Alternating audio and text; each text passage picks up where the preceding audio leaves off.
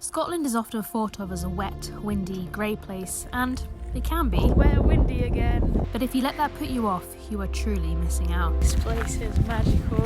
If you want to know what it's really like to live in Scotland, look no further. I just saw a seal. From beaches to mountains, remote valleys to snow-laden forests and rolling countryside hills, let me show you what life here is really like for me. I am so happy.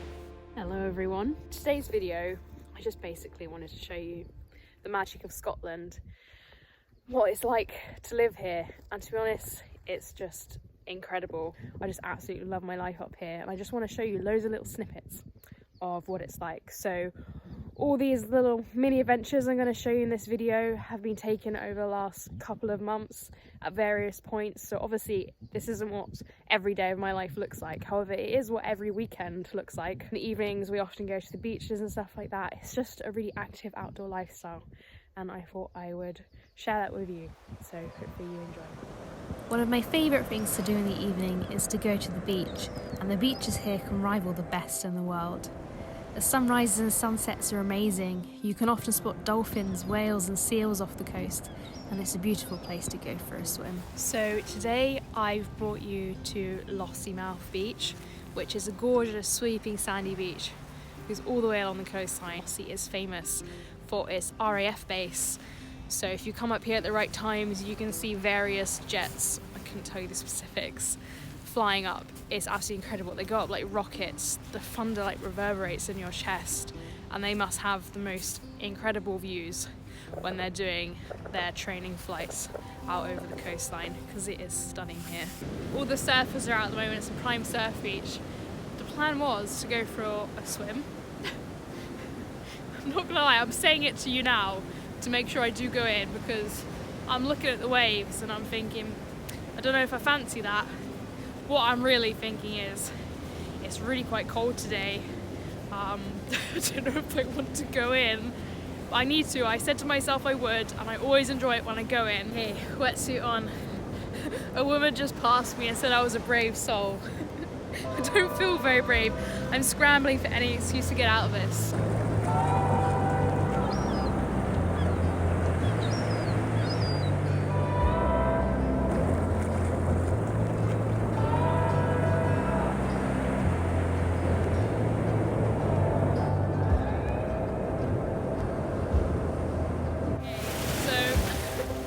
I've got in and I've decided it's not really swimming conditions. When I got here, the waves were like really small, and as soon as I got in, some of them are even barreling, and I don't want to go out further than where they're breaking, because that's pretty far out. So it's either just waddle in the shallows or go really deep or be battered by waves. Don't know if you can, yeah.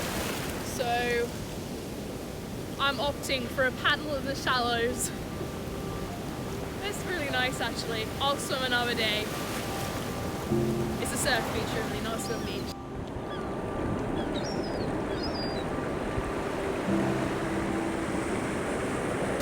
Oh look, one of the fighter jets is coming over now. I know nothing about fighter planes or jets, I don't know what you call them, except that they are very cool to watch. Not every day you get to watch RAF jets go up while you're in the sea. It's amazing.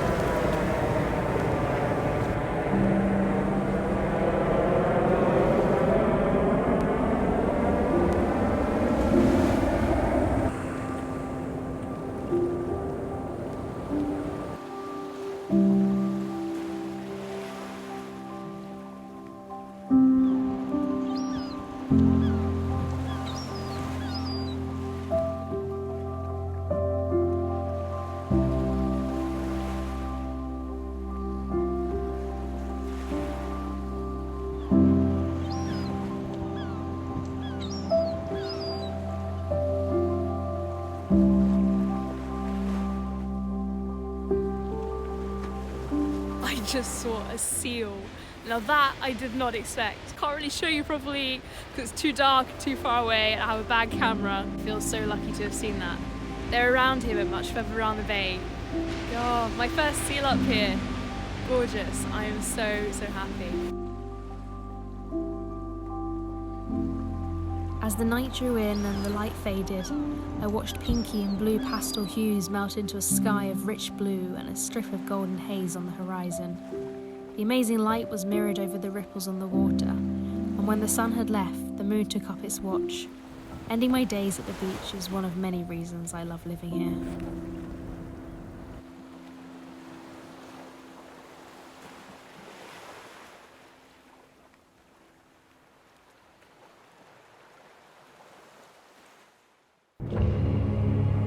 But what really drew me to northern Scotland was the mountains. Bold, brutal and beautiful landscapes, the mountains are ever-changing and are a playground for the mind as well as the body. The Cairngorms is home to Ben Macdui, the second highest mountain in the UK. But for this walk with family, we went up a smaller but still substantial Corbett. When the mist cleared, it revealed stunning views over Loch Morlich.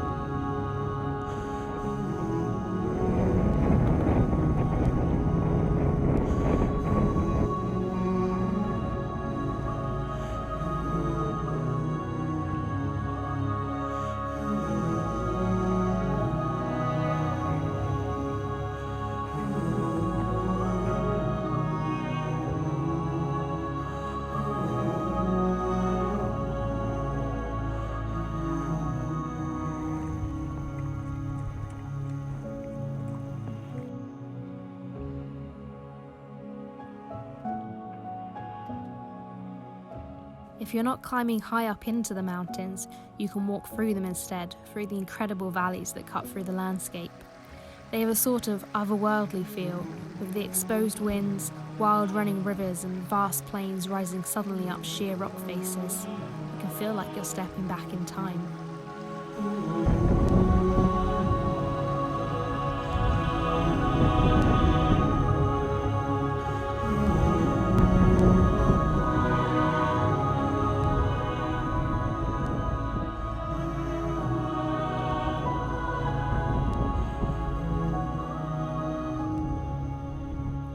And then comes winter, and the landscape changes again. Orange autumn tones covered white in snow. Hello everyone, you join me from Loch Garten today. It has mega snowed, and I was told that the roads here would be pretty clear. They were not. This is my first time ever driving in winter conditions, so when it's snowing, ice slush on the ground. Yeah, that was a bit of a baptism of fire, and I'm now in a car park and it is completely snowed over. So I hope I can get back out again, but that's just going to have to be a problem for me in an hour or two's time. I have a friend. Can you see them? Cute little robin just at the entrance to the car park. Robins hold territories, so they're very small, tiny little territories, but it does mean that if you keep seeing robin in the same place, it's going to be the same robin because that's its home territory. So I'm sure a lot of people has seen this robin before. Indeed, if you come here and you see a robin right by the car park, we've probably seen the same one.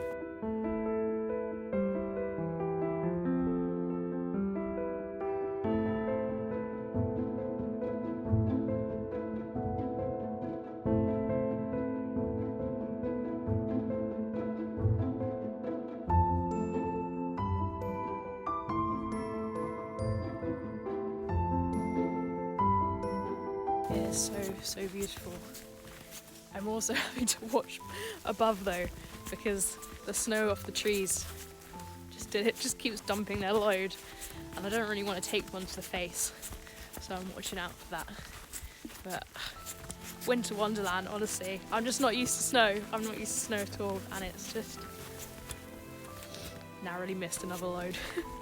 It's just so quiet. I feel like I should be whispering. In summer, Loch Garten is famous for its ospreys, who return from their wintering grounds in West Africa and Spain and Portugal to breed here, scooping fish out of the water with their talons as the only raptor with a completely fish-based diet. But in winter, the loch can freeze over, and the shores are lined with a mush of snow and ice.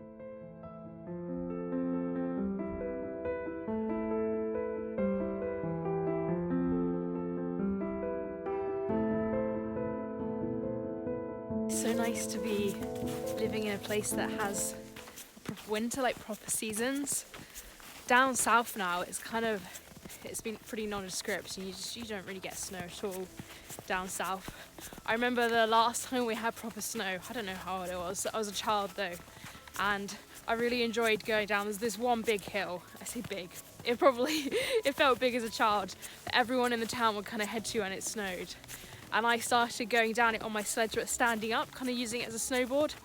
And so for that Christmas, my parents got me a plastic snowboard, and since then it never snowed enough, or if at all, to be able to use it. So I've kind of been longing for snow ever since, all through the rest of my childhood, adolescence and now adulthood. And it's just so beautiful to be back in a place where it's snow.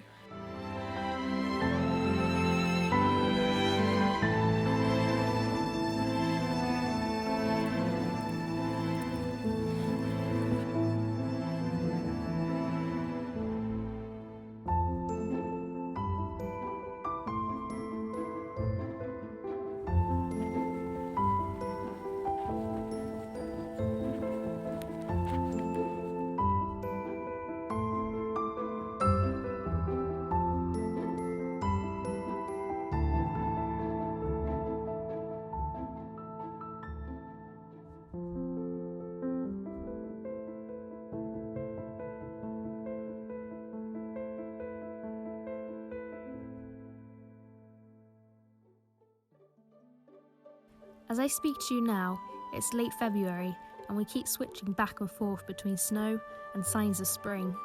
On this countryside walk, it really felt like the first day of spring, with the green colours returning to the land and the sun on my face.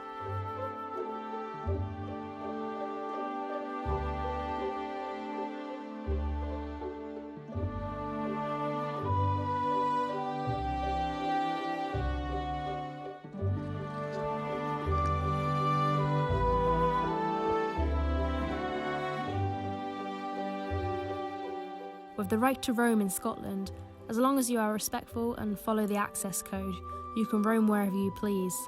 This walk was a great example of that, taking in farmland, conifer woodland and moorland, with 360 mountain views at the highest point of the walk, with some interesting wildlife encounters along the way. Away is trapped. There's just literally a massive herd of sheep down a one-way track. At what point what?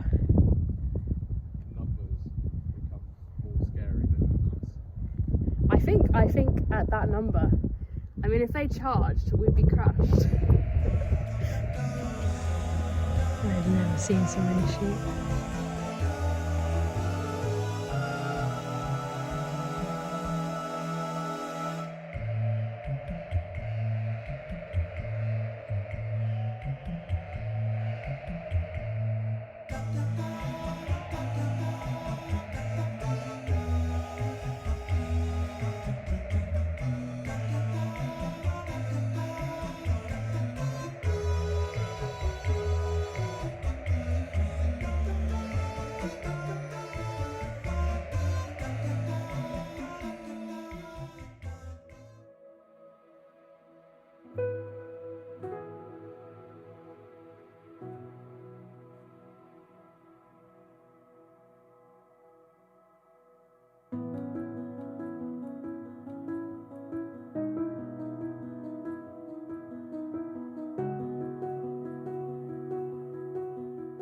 Near the top of the cairn now.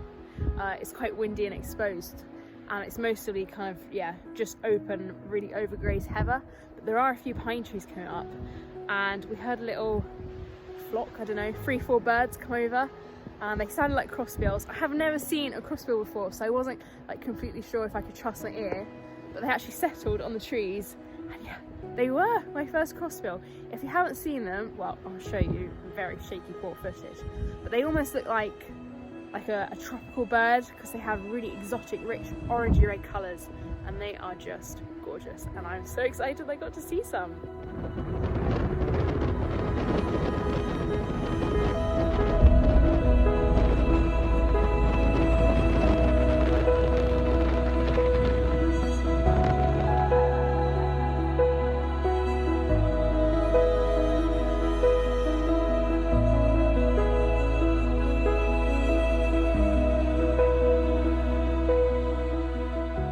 views were amazing. In one direction leaned the snow-capped mountains of the Cairngorms, in the other the 840 metres of Ben Rins, and even ever so faintly and incredibly the Munro Ben Wyvis, which is a 3-hour drive away. I watched ravens swoop and play in the wind until my hands froze, and then descended.